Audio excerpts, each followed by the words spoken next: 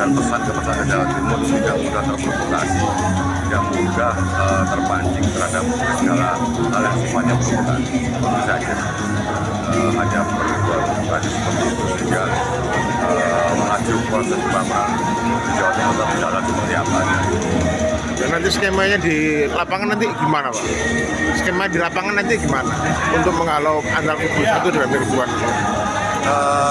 kita lihat kalau pakai Jawa Timur kita lihat bagaimana fluktuasi kejadian yang akan terjadi. Kita akan terus bersama nanti. Kami berharap, kami mohon ke depan siapapun yang menjadi calon pimpinan publik ya jangan sampai nyampaikan itu. Karena apa? Terus terang ini akan menyesatkan masyarakat. Harapannya apa yang terserap di dalam pikiran masyarakat kan sekolah kan gratis, sekolah gratis. Nah, padahal kan tadi aturannya kan jelas. Nah itu yang terjadi, makanya ke depan jangan sampai ada tokoh publik yang mencalonkan baik legislatif, eksekutif, jangan membawa program itu menjadi sampaikan ke masyarakat. Kalau misalkan ada dari sekolahan memberikan kewajiban misalkan minimal 1 juta, misalkan wali murid tidak mampu, apakah itu tidak dikatakan sebuah pungli? Jadi gini, ketika sekolah ini sekolah ya, bukan komite. Ya, sekolah. Jadi kalau sekolah yang melakukan namanya pungutan, karena itu kewenangan sekolah. Ketika memutuskan misalnya memberikan dana 1 juta tadi, minta 1 juta. Minta 1 juta. Nggak mampu, ya harusnya nyampaikan aja ketika nggak mampu. Kalau nanti ada apa-apa, sampaikan nanti telepon aja ke saya. Nanti saya akan turun ke bawah. Karena apa? Kebetulan saya punya grup WA itu semua kepala sekolah Jawa Timur. Sehingga kami bisa, karena apa? Kebetulan saya juga ketua Komisi Nasional Pendidikan sebagai pengawas pendidikan di Jatim ini. Sehingga kami akan manggil kepala sekolah, kita klarifikasi biar jelas. Mengenai wajib belajar 12 tahun diperpanjang menjadi 13 tahun. Bukannya Presiden Prabowo mencanangkan pendidikan 13 tahun, karena menurut undang-undang ini kan juga jelas ya bahwa semua pendidikan ini kan ditanggung oleh pemerintah. Betul, yang pendidikan dasar 9 tahun. Ya. Terus sekarang kan pemerintah 12 tahun kan. 12 diperpanjang jadi 1 tahun lagi. PAUD karena ikut. Oh, PAUD dimasukkan. Nah. Jadi gini, jadi kalau ketika Presiden nyampaikan itu harusnya juga dilihat aturan. Kalau undang-undangnya bicara masih seperti itu kan harusnya dirubah dulu. Otomatis apa ya, inilah yang kita rasakan selama ini di masyarakat, bahwa ini tokoh-tokoh publik ini juga belum memahami aturan. Jadi aturan yang ada seperti ini harusnya ternyata masih 9 tahun, ya harus dilakukan diskusi dengan DPR otomatis. Untuk apa? Merubah aturan undang-undangnya, karena undang-undang dasar tadi kan 9 tahun. Ya, karena implementasi wajib belajar 13 tahun ini kan dimulai tahun 2025 26. Ya, nah, mestinya di tahun 2025 ini sudah dimulai di awal pencanangan wajib belajar 13 tahun.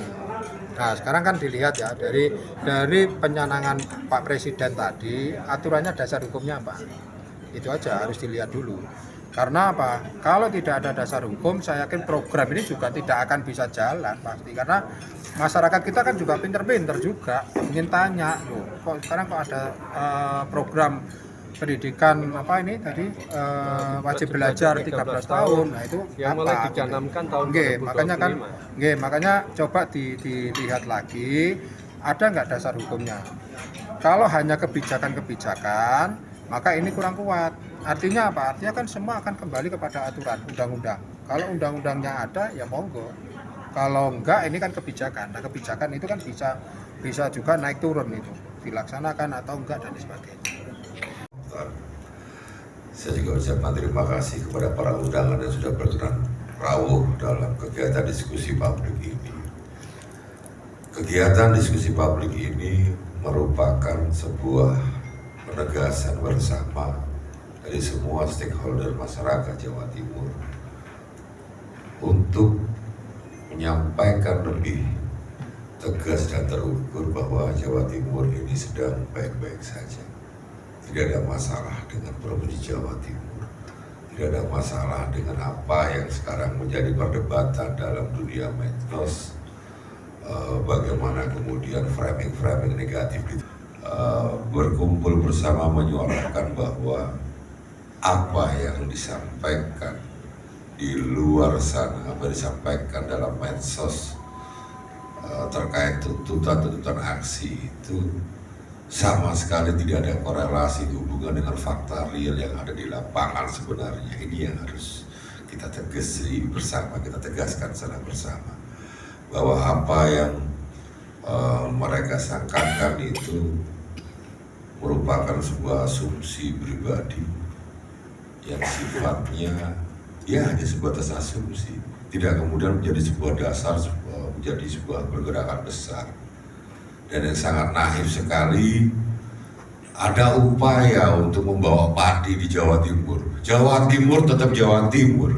Jawa Timur bumi Mojopahit, bukan seperti padi, jauh sekali bedanya. Ini yang harus kita tegaskan juga, bahwa tidak bisa.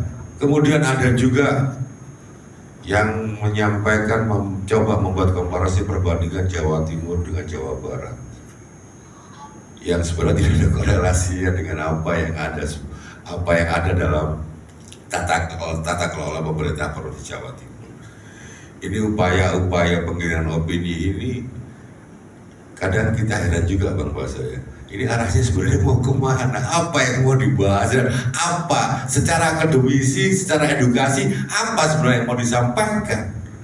Tidak ada hal yang sangat sensitif, tidak ada hal yang sangat fundamental untuk kita bicara bahwa Jawa Timur ini seakan-akan jadi sebuah permasalahan lebar yang harus mendapatkan perhatian semua masyarakat. Saat ini Gubernur Jawa Timur sudah hampir 3 bulan ini bergerak terus ke kabupaten-kabupaten untuk menyampaikan, memberikan distribusi dana hibah bansosnya. Terakhir kemarin ke Kediri. Timur ini sangat aktif untuk bergerak memberikan apa yang terbaik bagi masyarakat Jawa Timur. Sehingga terpakir untuk bersama-sama kita sepakat untuk tidak berbicara secara personal sama masyarakat Jawa Timur, bahwa tidak ada masalah saat ini dengan Jawa Timur. Sehingga kita harus terpanggil juga untuk menyampaikan kepada masyarakat Jawa Timur untuk tidak terprovokasi, tidak gampang terprovokasi atas semua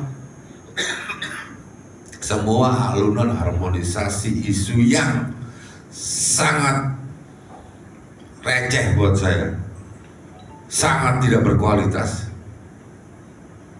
sangat merusak moral serta persatuan dan kesatuan kita sekarang ini menjadi masyarakat Jawa Timur. Saya bangga sebagai masyarakat Jawa Timur, tapi jangan dirusak oleh hal-hal yang mereka sampaikan tidak ada korelasi hubungannya apapun. Dalam kesempatan diskusi publik ini, alhamdulillah sudah hadir 3 narasumber kita yang luar biasa. Yang menentukan Jawa Timur ini, karena panjenengan punya jiwa-jiwa petarung, jiwa-jiwa yang punya integritas, yang sampai saat ini tetap berpihak kepada semuanya. Yang penting untuk kebaikan agama, bangsa, dan negara yang sama-sama kita cintai. Bapak Ibu yang sangat saya hormati, kita miris ya. Lihat saya melihat di TikTok, di Facebook, pejabat dicaci maki, presiden dicaci maki, ya, pejabat, wali kota, gubernur, semua dicaci maki. Padahal yang namanya pejabat itu simbol negara.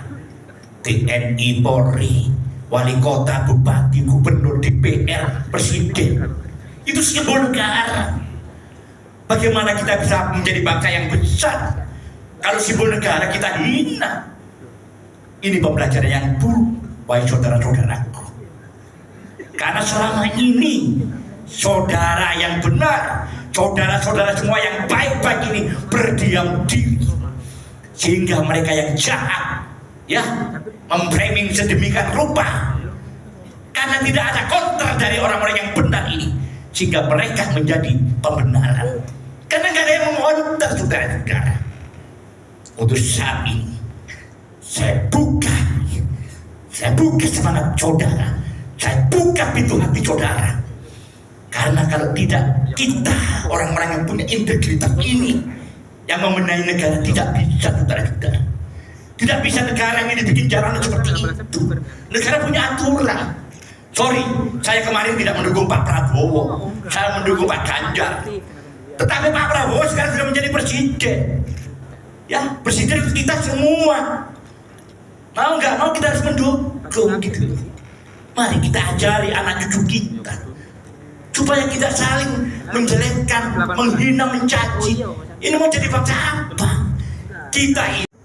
Kalau hanya satu warna dalam taman bunga, tidak indah dilihat. Tapi kalau berbagai warna-warna dalam sebuah taman, indah dilihat. Artinya apa? Berbeda-beda tapi satu. Bhinneka Tunggal Ika. Hanya satu warna tidak menarik. Maka berbeda pendapat boleh.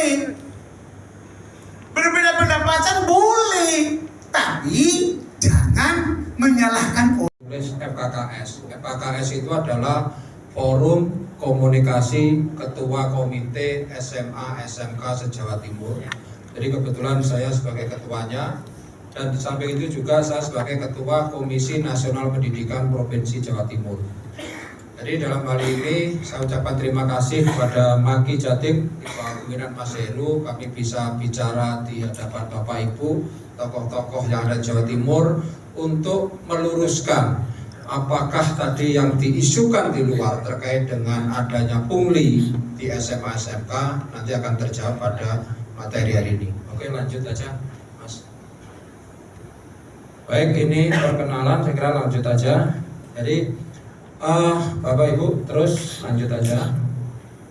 Nah, ini bisa diklik ya Mas itu PPT dengan apa yang disampaikan oleh Soleh. Nah, saya nyatakan bahwa apa yang disampaikan Soleh ini ada benarnya, ada tidak benarnya. Ada benarnya ketika bicara bahwa komite dilarang melakukan pungutan di Permendikbud 75 2016 di pasal 12 poin 2. Itu benar, memang ada kalimat seperti itu. Tidak bisa begitu negara. Rubah dulu anggaran rubah dulu aturannya, baru implementasi. Itu negara. Itu negara.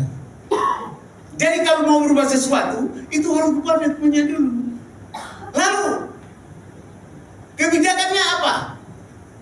Gubernur boleh bikin sendiri, ataukah DPR, ataukah kerjasama DPR dengan gubernur. Begitupun dalam kritikan. Dalam kritikan itu negara punya tata cara, bukan jalanan. Ngomong sana ngomong sini begini tidak boleh begitu, karena kita punya aturan main.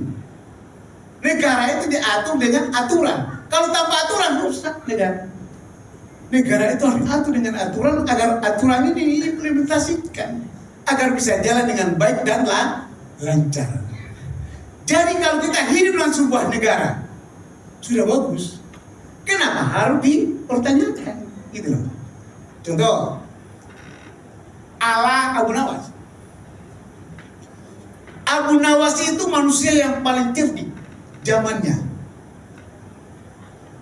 Abu Nawas itu dilarang sama gubernur.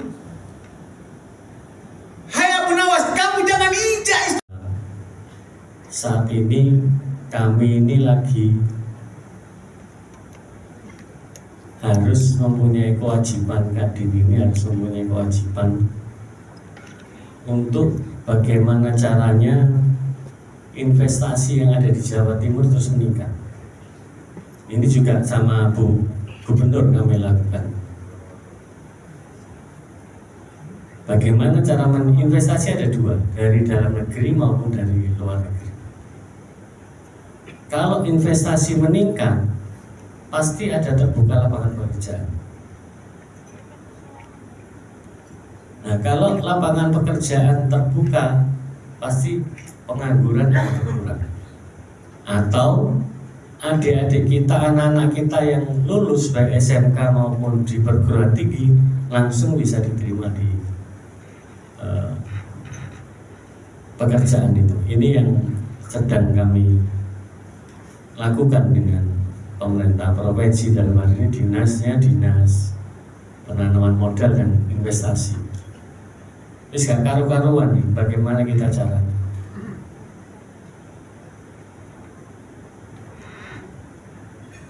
Itu untuk investasi. Kenapa sih Kadin ini melok ngurusi investasi? Karena kalau pengangguran semakin hari semakin banyak, itu akan jadi ada kerawanan sosial. Makanya Kadin ini juga harus masuk di peningkatan investasi. Provokatif sudah, tapi dalam rangka untuk membangun kita, membangun jiwa raga kita.